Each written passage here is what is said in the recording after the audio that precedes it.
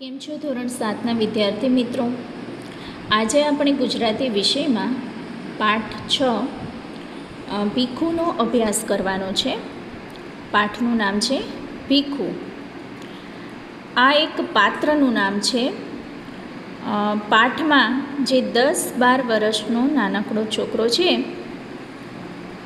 તેની વાત કરેલી છે અને પાઠના લેખક છે ગૌરીશંકર ગોવર્ધનરામ જોશી, જેમનું ઉપનામ છે ધૂમકેતુ. તેમનો જન્મ ઈસવીસન 1892માં થયો હતો અને મૃત્યુ ઈસવીસન 1965માં થયું હતું. તે તેમના ઉપનામથી વધારે જાણીતા હતા. એટલે તમને અહીં જે પહેલો પેરેગ્રાફ આપેલો છે કવિ પરિચયમાં, તેમાં લખ્યું છે કે ધૂમકેતુનો જન્મ ગોંડલ પાસેના વીરપુર ગામમાં થયો હતો.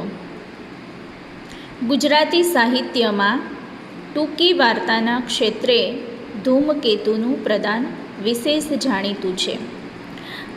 તેઓ ટૂંકી વાર્તા વધારે લખતા હતા, એટલે ટૂંકી વાર્તાના ક્ષેત્રમાં તેમનું વિશેષ પ્રદાન છે. તેમણે વધારે ટૂંકી વાર્તાઓ ગુજરાતી સાહિત્યમાં આપેલી છે. તણખા મંડળના 4 ભાગ ઉપરાંત બીજા 20 જેટલા વાર્તા સંગ્રહો પણ તેમણે આપ્યા છે. એટલે કે તેમણે વાર્તા લેખન પણ કરેલું છે અને તેમના પુસ્તકો પણ આપ્યા છે. પોસ્ટ ઓફિસ, ભૈયા દાદા, રજપૂતાણી, એક ટૂંકી મુસાફરી, જીવનનું પ્રભાત, પૃથ્વી અને સ્વર્ગ, હૃદય પલટો, આત્માના આંસુ વગેરે તેમની પ્રખ્યાત ટૂંકી વાર્તાઓ છે. તેમણે ઘણી બધી ટૂંકી વાર્તાઓ લખી છે, પણ અહીં જે ટૂંકી વાર્તાઓના નામ આપ્યા છે તે ખૂબ જ જાણીતી બની હતી. હવે આપણે થોડું પાઠ વિશે જાણીએ તો અહીં તમને પાઠનો થોડો ટૂંકો સાર પણ આપેલો છે. ભીખુ જે આપણા પાઠના મુખ્ય પાત્રનું નામ છે. ભીખ માગીને પોતાનું તેમજ પોતાના કુટુંબનું ભરણ પોષણ કરનાર નાનકડો છોકરો છે. પાઠનું નામ છે ને ભીખુ. તો ભીખુ કોણ હતો? તો ભીખુ ભીખ માગીને પોતાનું તેમજ પોતાના કુટુંબનું ભરણ પોષણ કરનાર એક નાનકડો છોકરો છે, 10થી 12 વર્ષનો. તે પાત્રનું આલેખન હૃદયસ્પર્શી બન્યું છે. આ પાત્રનું વર્ણન અહીં ખૂબ જ સરસ રીતે લેખકે આપણને આપેલું છે. વહેંચીને ખાવું, પોતે વેઠીને પણ મા અને ભાઈ ભાંડુઓનો વિશેષ ખ્યાલ રાખવો, તેવું વલણ તેનામાં સહજ રીતે લાગણીના સ્વરૂપે વહેતું જોવા મળે છે. આ પાઠનો સાહિત્ય પ્રકાર સંવેદન કથા છે. એટલે અહીં માનવીય સંવેદનાને ખૂબ સરસ રીતે પાઠમાં રજૂ કરી છે લેખકે.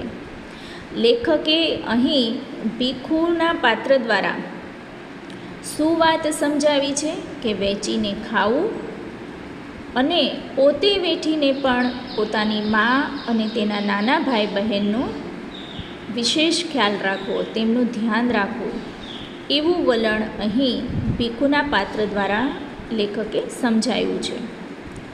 ભીખુએ જલેબી પણ ખાધી નહોતી કે દાળિયા પણ ખાધા નહોતા, પરંતુ ભાઈ ભાંડુને ખાવા મળે એ હેતુથી મા પાસે અસત્ય બોલે છે કે પોતે ધરાઈને ખાધું છે. પોતે કંઈ ખાધું નહોતું છતાં પણ તેની માને એમ કહે છે કે તેણે ખાઈ લીધું છે. એ દ્વારા તે પોતાના નાના ભાઈ બહેનને અને માનું ધ્યાન રાખી અને તેને ખવડાવવા માગે છે. ભીખુના અંતરની આ અમીરાત, એટલે કે ભીખુના હૃદયની આ જે ખૂબ અમૃત જેવી વાત છે, એના દિલની લાગણી એના વર્તનમાં જે રીતે પ્રતિબિંબિત થતી એ આપણને લેખકે અહીં ખૂબ સરસ રીતે સમજાવી છે. અને અહીં સમગ્ર ઘટના ખૂબ સરસ રીતે લેખકે વર્ણવેલી છે. હવે આ વાતને આપણે આ પાઠ દ્વારા સમજીએ. તો પાઠની શરૂઆત કરીએ. સાંજના 7 થવા આવ્યા હતા અને ઊંચે ચડેલા મિલના ધુમાડા નીચે ઉતરીને વીજળીની રોશનીને ઝાંખી કરી રહ્યા હતા. મોટર, ગાડી, સાયકલ અને માણસોના ઠઠારાથી બજાર ભરચક હતું. અકસ્માતથી બચવા માટે હું ફૂટપાથ પર ચાલતો હતો. લેખકે પાઠની શરૂઆતમાં વાત કરી છે કે સાંજનો સમય હતો. મિલના ધુમાડા એટલે કે કારખાનામાં જે ધુમાડો બહાર નીકળે ને એ ધુમાડાને લીધે જે વીજળીનો એટલે કે લાઇટનો જે પ્રકાશ હતો, લેમ્પનો જે પ્રકાશ હતો, રોશની એટલે પ્રકાશ, અજવાળો, એ મિલના ધુમાડાને લીધે ઝાંખું દેખાતું હતું. મોટર, ગાડી, સાયકલ અને માણસોથી બજાર ભરચક હતું. અકસ્માતથી બચવા માટે હું ફૂટપાથ પર ચાલતો હતો. ફૂટપાથ એટલે શું? તો પગેથી ચાલવા માટેની જે પગથી હોય એટલે કે પગેથી ચાલવા માટેનો જે રોડની બંને સાઈડ જે કરેલો ભાગ હોય એને કહેવાય છે ફૂટપાથ, જ્યાં માણસો ચાલીને જઈ શકે છે જેથી કોઈ અકસ્માત ન થાય. તો લેખક પણ એ રીતે ફૂટપાથ પર ચાલી રહ્યા હતા. એક કંગાલ પર ઇતની રહમ કરો, દર્દથી બોલાયેલા શબ્દોએ પગને આગળ જતાં થંભાવ્યા. અને બરાબર ત્યાં જ લેખકના કાનમાં શું સંભળાણું કે એક કંગાલ પર ઇતની રહમ કરો. એક કંગાલ, કંગાલ એટલે શું? તો ગરીબમાં જે ગરીબ હોય એને કહેવાય કંગાલ. કંગાલ પર ઇતની રહમ કરો, દયા કરો. ઇતની એટલે આટલી અને રહમ એટલે દયા. આ ગરીબ ઉપર થોડીક દયા કરો એવું કોઈક કહી રહ્યું હતું જે લેખકને કાને સંભળાણું. અને ખૂબ જ દર્દભર્યો અવાજ હતો, ખૂબ જ દુઃખી અવાજ હતો. એટલે લેખકના પગ ત્યાં અટકી ગયા એ સાંભળીને. થંભાવ્યા એટલે અટકાવ્યા. પાછા ફરીને જોયું તો હું 3 દરવાજા પાસે ઊભો હતો. લેખકે કીધું કે હું 3 દરવાજાની પાસે ઊભો હતો અને બરાબર એ જ વખતે એ શબ્દો સંભળાયા. ફરીવાર એના એ શબ્દો સંભળાયા. મેં ડોકું જરા ખેંચ્યું તો દરવાજા વચ્ચેની સાંકડી કમાનમાં એક અત્યંત કંગાળ સ્ત્રી બેઠી હતી.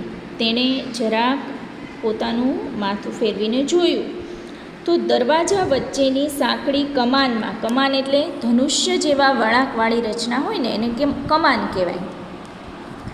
તો દરવાજાની વચ્ચે જે કમાન હતી ત્યાં એક ખૂબ જ ગરીબ સ્ત્રી બેઠી હતી. એટલી વારમાં તો મને રસ્તા વચ્ચે ઊભેલો જોઈને કેટલાક માણસો ધક્કા મારીને આગળ ચાલ્યા ગયા હતા.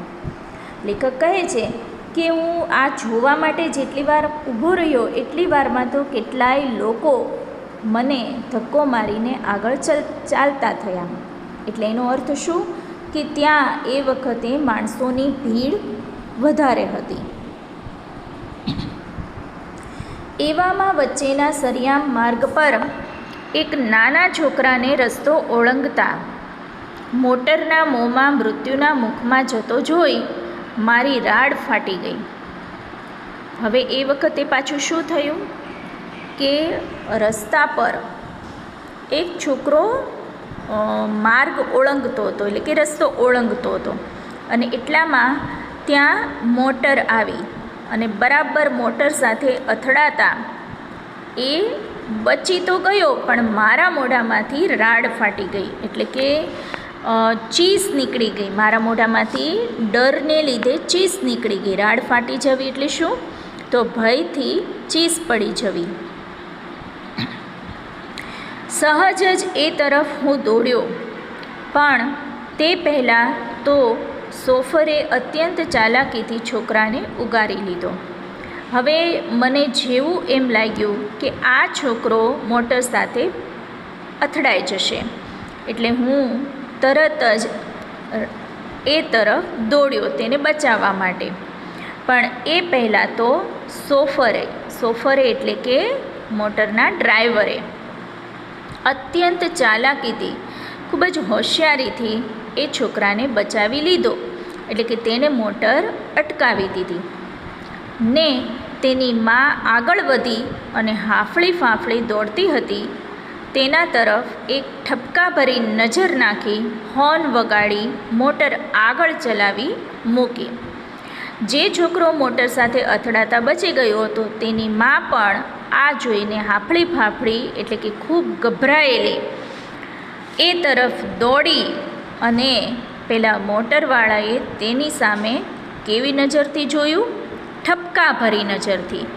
ઠપકાભરી નજરથી એટલે કે ખૂબ જ ગુસ્સાવાળી નજરથી અને ઠપકો આપતી હોય એવી નજર, કે એનું ધ્યાન પણ તે નથી રાખતી એવા ભાવથી તેણે તેની સામે જોયું. અને પછી એક હોર્ન વગાડીને, હોર્ન એટલે શું? આપણે જે મોટરમાં કોઈને ચેતવણી આપવા માટે જે અવાજ કરીએ ને એને કહેવાય હોર્ન. એટલે મોટરનો જે ચેતવણી આપતો અવાજ હતો એ કરી, એટલે કે હોર્ન વગાડી તેણે મોટર આગળ ચલાવી મૂકી. હું પાછો હટ્યો ત્યાં એક જણા સાથે ભટકાયો. લેખક કહે છે કે હું આ બધું જોઈ અને જેવો પાછળ હટતો હતો ત્યાં જ એક જણા સાથે હું ભટકાણો. માફ કરજો માસ્તર કહીને એક જણો ભટકાતો ચાલ્યો ગયો. એટલે કે તે વ્યક્તિએ શું કીધું કે માફ કરજો માસ્તર, એટલે કે ભૂલમાં ભટકાઈ ગયો છું એટલે માફ કરજો એમ કહીને તે જણો એટલે કે તે વ્યક્તિ ભટકાતો ચાલ્યો ગયો. ને એટલામાં તો પેલી કંગાળ સ્ત્રીના એના એ જ શબ્દો ત્રીજી વખત તેના કાને સંભળાયા. કયા શબ્દો?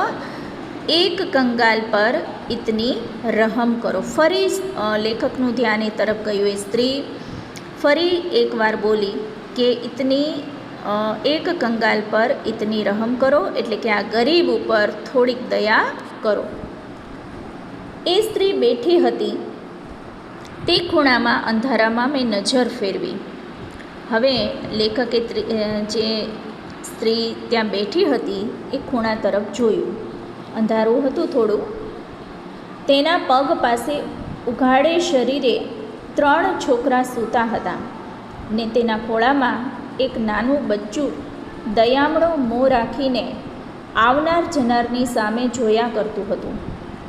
એટલે કે જે સ્ત્રી ભીખ માગી રહી હતી તેના પગ પાસે 3 છોકરા સૂતા હતા અને તે પણ શરીર પર માત્ર થોડા કપડાં, ને તેના ખોળામાં એક નાનું બચ્ચું એટલે કે બીજું એક નાનું બાળક પણ હતું એ તેના ખોળામાં સૂતું હતું અને આવનાર જનારની સામે જોયા કરતું હતું. બાઈ અશક્ત હતી, એટલે કે બાઈ નબળી હતી, શરીરમાં નબળી હતી ને ગરીબી તેના પર અસહ્ય જુલમ કરી રહી હતી. એક બાજુ ગરીબી અને બીજી બાજુ તેના શરીરની નબળાઈ, આ બધી જ વસ્તુ એને ત્રાસ આપી રહી હતી, એટલે કે જુલમ કરી રહી. જુલમ એટલે ત્રાસ. ઊંડા ખાડા જેવી આંખોમાંથી તેજ પરવારી રહ્યું હતું. તેની આંખો ઊંડા ખાડા જેવી થઈ હતી પણ તેજ હતું. પોતે છોકરા માટે જ જીવનદોરી લંબાવતી હોય એમ એના મોં પરથી દેખાતું હતું. તેના મોં પરથી એવું લાગતું હતું કે માત્ર તે પોતાના બાળકો માટે જ જીવી રહી છે. એ તેની આંખો પરથી પણ દેખાતું હતું અને તેના ચહેરા પરથી પણ દેખાતું હતું કે તે પોતાની જિંદગી પોતાના બાળકો માટે જ જીવી રહી છે. મારો હાથ એકદમ કોટના ખિસ્સામાં પડ્યો. આવું જોઈ અને લેખકને પણ તેને કંઈક આપવાનું મન થયું, એટલે તેણે તેમના કોટના ખિસ્સામાં હાથ નાખ્યો. તેમણે કોટ પહેરેલો હતો એટલે એના ખિસ્સામાં હાથ નાખ્યો પેલી સ્ત્રીને કંઈક આપવા માટે. એ ખિસ્સાએ 2 કલાક પહેલાં જ કલદાર રાણી છાપના રૂપિયા સાથે ભદ્રમાંથી શહેર તરફ મુસાફરી કરી હતી. હવે લેખક અહીંયા શું કહે છે કે એ ખિસ્સાએ 2 કલાક પહેલાં જ ભદ્રમાંથી શહેર તરફ મુસાફરી કરી હતી. શેની સાથે?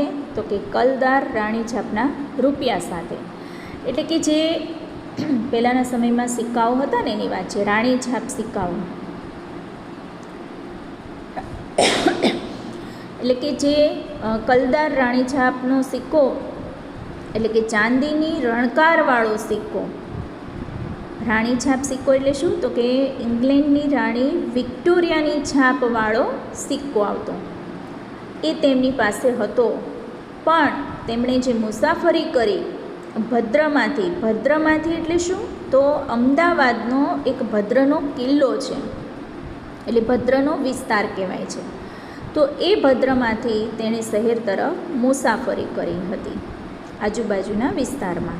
એટલે એમાં એ પૈસા થોડા વપરાઈ ગયા. એટલે કહેવા માગે છે લેખક કે થોડા સમય પહેલાં પૈસાએ મુસાફરી કરી હતી, એટલે કે ખિસ્સાએ મુસાફરી કરી હતી, એટલે કે થોડા પૈસા એમાંથી વપરાઈ ગયા હતા. પણ અત્યારે તે ભોઠો પડ્યો એટલે સિક્કો ભોઠો પડ્યો, એટલે કે તે વપરાઈ ગયો હતો. માત્ર 3 જ પૈસા હાથે ચડ્યા, તેમાંથી માત્ર 3 જ પૈસા તેમના હાથે ચડ્યા, એટલે કે હાથમાં આવ્યા. 9 આના સિનેમાએ ને રોકડા 6.25 આને હોટલ ઉપાડી લીધા હતા. એટલે કે આ સિક્કાએમાંથી શું વપરાશ થયો હતો? તો લેખકે 9 આના સિનેમામાં વાપર્યા હતા, એટલે કે પિક્ચર જોવામાં, અને બીજા રોકડા 6.25 આના હોટલમાં વાપર્યા હતા, ખાવા પીવામાં. તો આ રીતે આ બધી જ વસ્તુને બાદ કરતાં હવે લેખક પાસે માત્ર 3 જ પૈસા હતા, બચ્યા હતા. સાધારણ માણસોના આવા તદ્દન સામાન્ય વિલાસમાંથી પણ ઘણા જણ પોષી શકાય તેમ છે. લેખકને વિચાર આવે છે કે મેં જે આ બધા પૈસા વાપર્યા પિક્ચર જોવામાં અને હોટલમાં ખાણીપીણીમાં, તો આવા પૈસાથી જો આવા વિલાસ ન કરીએ, તો વિલાસ એટલે શું? તો મોજ મજા. આવી મોજ મજા જો ન કરીએ તો એવા પૈસામાંથી બીજા જે જરૂરિયાતવાળા લોકો હોય છે એને આપણે પોષી શકીએ છીએ, તેની મદદ કરી શકીએ છીએ, એવો લેખકને અત્યારે વિચાર આવે છે, ખ્યાલ આવે છે. 3 પૈસા પોષી શકાય તેમ છે એ પસાર થઈ જતા વિચારની સાથે સાથ ખિસ્સામાંથી બહાર આવ્યો. એટલે કે લેખકને આ વિચાર આવ્યો અને પછી એમનો હાથ ખિસ્સામાંથી બહાર આવ્યો. 3 પૈસા પેલી બાઈના હાથમાં પડ્યા. એટલે કે તેમણે એ જે 3 પૈસા બચ્યા હતા ને એ પેલી સ્ત્રીને આપ્યા. ને પૈસાના ખખડાટથી જાગેલું એક છોકરું મને ફરી સતાવે તે પહેલાં જ હું દૂર થઈ ગયો. એટલે કે હું જે પૈસા આપું છું એના અવાજથી પેલી સ્ત્રીના ખોળામાં જે છોકરું છે જાગે અને મને ફરી સતાવે એ પહેલાં જ હું ત્યાંથી દૂર થઈ ગયો. પણ અનાયાસે જ છોકરાના શબ્દો કાન પર પડ્યા. પણ જેવો હું ત્યાંથી દૂર થવા ગયો ત્યાં સ્ત્રીની બાજુમાં બીજા જે છોકરાઓ બેઠા હતા ને એ એની માને કહેવા લાગ્યા કે માં, કાંઈ ખાવાનું છે? શું છે? લાવજો. છોકરાઓને એવું લાગ્યું કે કોઈએ કંઈક ખાવાનું આપ્યું અને એ ભૂખ્યા હશે, એટલે જ એણે આવું કહ્યું એની માને કે માં, કંઈક ખાવાનું છે? જો હોય તો લાવો, હું જોઉં અને મને આપો. એટલે આના પરથી એ ખ્યાલ આવે કે એ છોકરાઓ ભૂખ્યા હતા. ખાવાનું તો ભાઈ લાવે ત્યારે, પણ એ ગયો ક્યાં? ક્યારનો ગયો છે? હવે એની મા બોલે છે, એના જે બીજા છોકરાઓ છે ને એને કહે છે કે ખાવાનું તો તમારો મોટો ભાઈ લાવે ત્યારે થાય ને, એ તો ગયો છે, ક્યારનો ગયો છે, પણ હજી આવ્યો નથી. એટલે પેલી સ્ત્રીને હજી એક દીકરો છે જે મોટો છે અને એ કંઈક બહાર ગયો છે ખાવાનું લેવા માટે, પણ હજી સુધી આવ્યો નથી.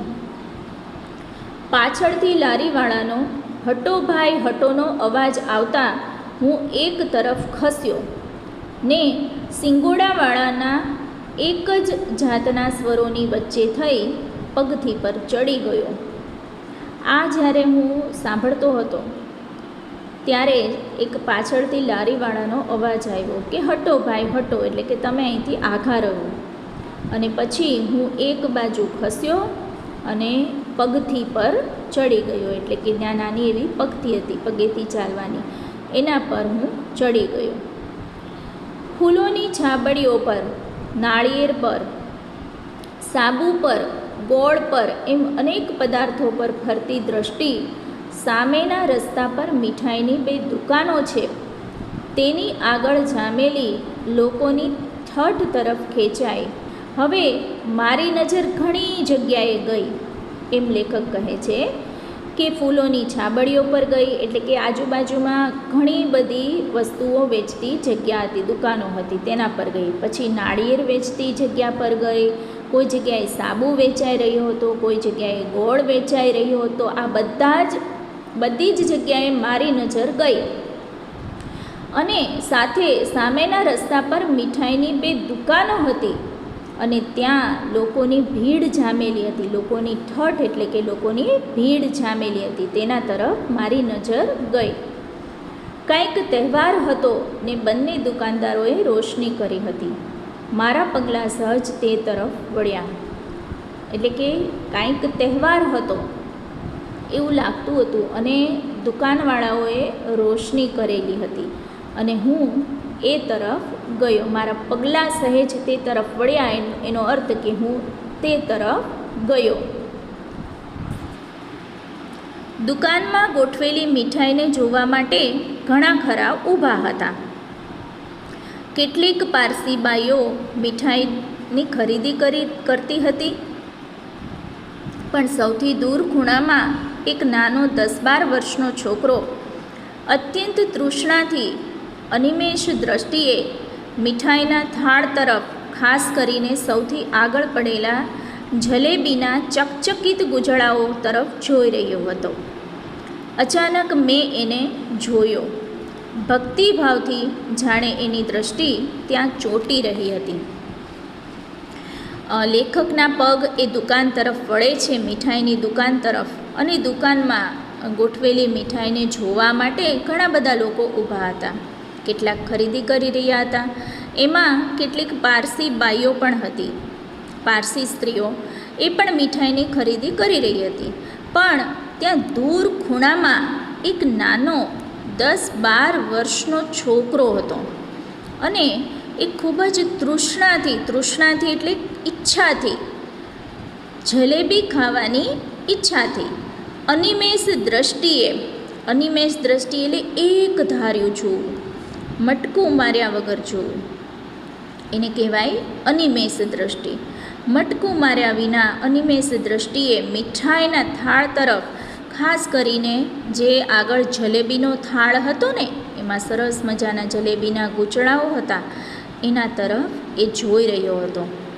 અચાનક લેખકની નજર તે છોકરા પર ગઈ અને ભક્તિભાવથી જાણે એની દૃષ્ટિ ત્યાં ચોંટી રહી. એટલે કે એકદમ ભક્તિભાવથી, તેના તરફ ભાવની લાગણીએ એ લેખક એ છોકરાને જોઈ રહ્યા હતા. હવે પાઠમાં આપણે આગળના લેક્ચરમાં જોઈશું કે એ છોકરો કોણ હતો અને તેણે શું કર્યું.